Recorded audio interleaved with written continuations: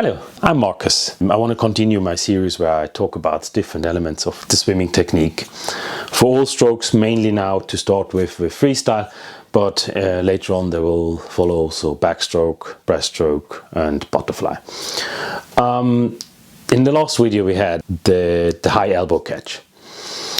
And in this video I want to go more into detail about the stroke itself and what is important about it. I mean, the high elbow catch should be now given, and if you don't know what it is, please go back onto my channel and watch the previous episode. It's episode 14, and there I explain it a bit more. So this time I want to go more into detail about the stroke as such. I had a lot of comments in my comment section here on YouTube where people would comment, "Oh, you're splashing so much when you enter the water in front of your head, and that is so wrong, you should splash less," and whatsoever.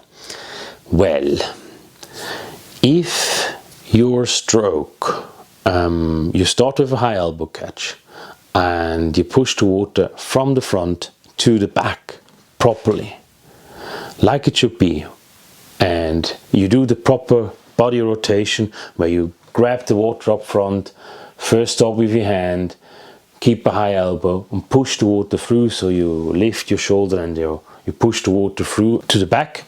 Plus also you have this kind of rhythm where you enter and it's like 1, 2 to push back, that you have a rhythm that you really also accelerate a bit on the speed of your hand movement backwards. If you have that, like the underwater phase, have mastered it properly, it doesn't really matter what you do above the water. Yes, there is the thing when it comes to physics that you say, okay, you know, instead of having a straight arm, you should bend it so you have high elbow above water. That makes sense, because that might be 10 kilos and that is only 5 kilos. Yes, that's true, and that might help. But if with this technique that you swing the hand to the front and you enter on the proper side, if you don't over cross in front of your head, you stay on the right side and have a proper underwater phase, it doesn't really matter what you do above the water. You can have straight arms, you can have bent arms, we can do whatever. As long as you enter, not over crossing your middle line, which you have in the middle, you start high elbow catch and you push through, accelerate a bit and have the rhythm of 1, 2.